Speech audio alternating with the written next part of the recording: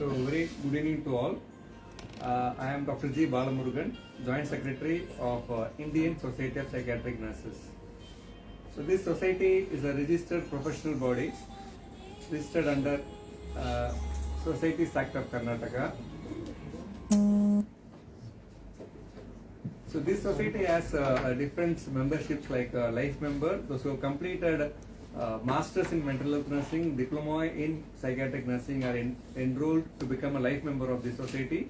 We have 2,400 plus life members are there, plus associate life members who are general nurses, and they can non-mental health professionals can register as associate life members. Around 120 plus life members are registered as of now.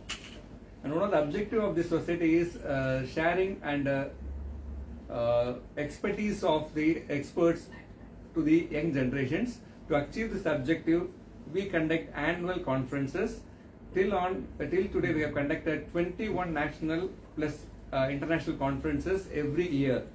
And this year is the 22nd conference. We joined hands with the Institute of Nursing Education, Goa, as a collaborating institution, and this year conference is going to happen in Goa from 24th to 26th February 2023.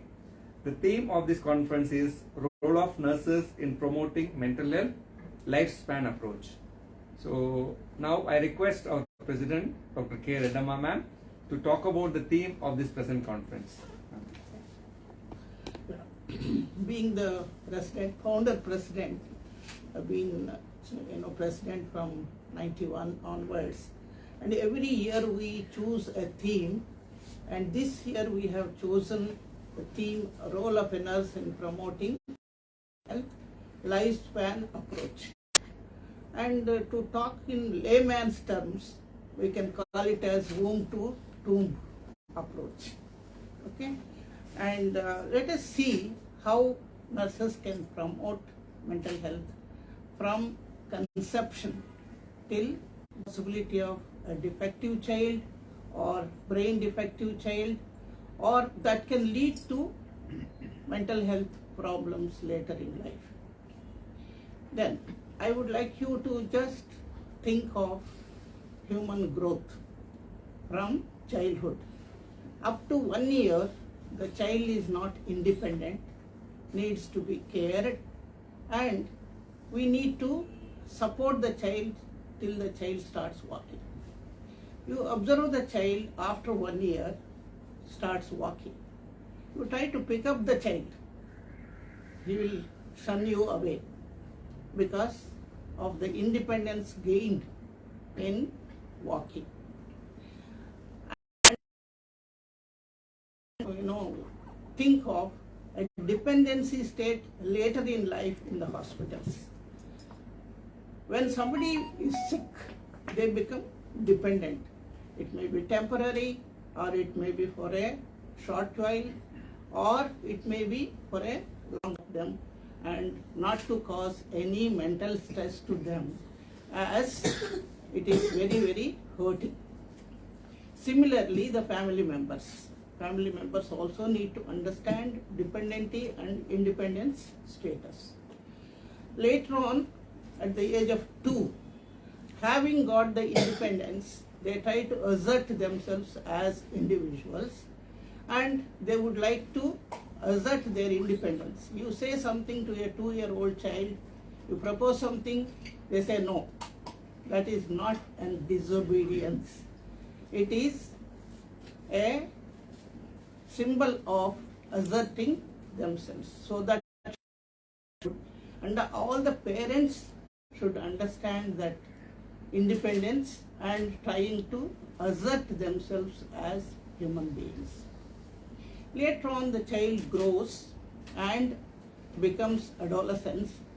When there is an adolescent, recently I was reading something, like Indian culture, they were getting girls and boys married at a very early age because of the hormonal changes, there is a tendency to experiment, and parents did not want that, so they used to get them married very early.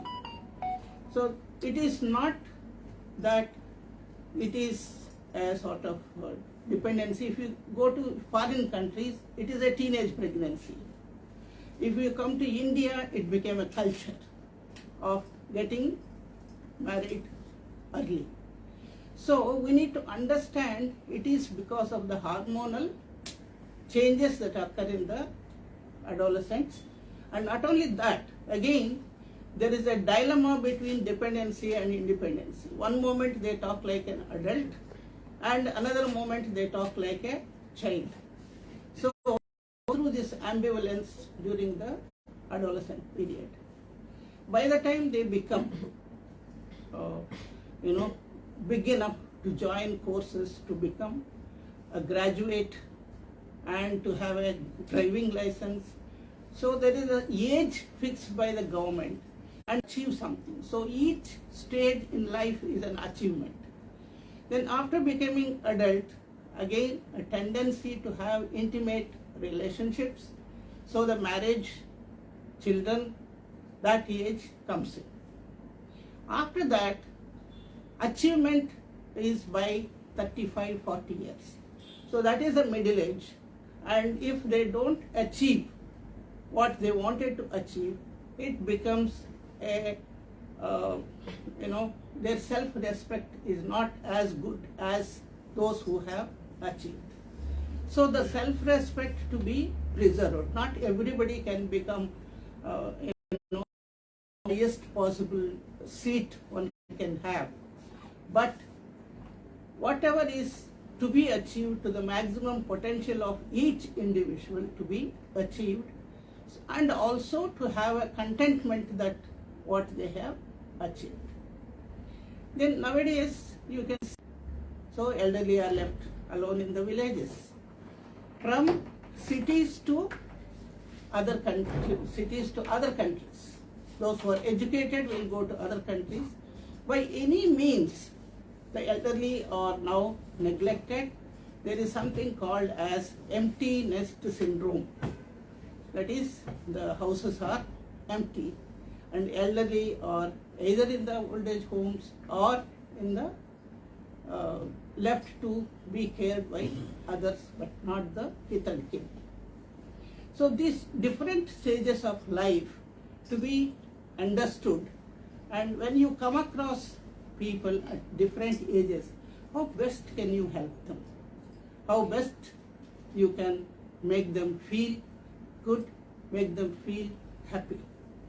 So nowadays the elderly also need to be mentally prepared for the future, and they also need to understand that we cannot hold the children to be with us like in earlier days, and hence they should be mentally prepared, and whoever is around to keep up their self-concept and self-esteem. So these are different stages of life I took you through, from conception till death. But nobody should feel neglected, nobody should feel that uncared for. There should be a feeling that I am there for you, I care for you, I love you, and you are not alone. So even on the verge of death in the hospital, there should be somebody besides the person to feel that I am not alone. So this is the lifespan approach I took you through, and I hope each one of us feel responsible to see that how best we can keep up the mental health of the communities. Thank you. Thank you, madam, for discussion about the life from womb to tomb. And the nurse's role in all this are inseparable, as you would agree with me. The nurse is there from the birth till the death. And nurses are caring for everyone, be it in community or where we are very fortunate to get Dr. Pramod Sawant, the Honorable Chief Minister of Goa, has kindly consented to be the chief guest and inaugurate this function. And we also have our patron, Dr. T. Dilip Kumar, who will be there as a president of the function. He is also a patron of our society, Indian Society of Psychiatric Nurses, and he from helping in this society activities as well as for this conference. So he will be there along with Madam Dr. K. Reddamma, who is the current president, and provide maximum possible coverage for this program so that the Goa public get to know about what is happening through this conference. And we are expecting around 250 members all over India. From Kashmir to Kanyakumari, we have the guests who have already registered for the conference. So it will be a big event in Goa. For us, it is a big event to conduct along with the Institute of Nursing Education. May I now request Dr. Wilson Fernandez to take you through the 3 days activities, what we are going to do in 3 days. Of ISPN in India. We will have for the 3 days deliberation starting from 24th tomorrow in the morning, and inaugural session will be at 4:30, which will be chief guest will be Dr. Pramod Sawant, our Honorable Chief Minister of Goa. We will be deliberating on different topics as Madam Reddamma has explained about the determinants of mental health and well-being in the lifespan. Also the problems of young children, young adolescents, elderly people, domestic violence. These are all the topics we will be covering. We will have a different formats for this, like we will have a panel discussion, we will have a different session, and also we will have a scientific session where we have received around 50 scientific papers which will be presented during this conference, and also we have a poster competitions will be displayed and a judge, and it will be also followed by annual general body meeting of the ISPN members. As we said, like we have more than 2,500 members. We will have a general body meeting to discuss further course. So ultimately, it is a big advantage and a big opportunity for the state of Goa to focus on our mental health, as Madam said, from womb to tomb. So I think it will be a good opportunity for all of Goans, especially to know about the mental health in a detail when it will be focused in the press and media.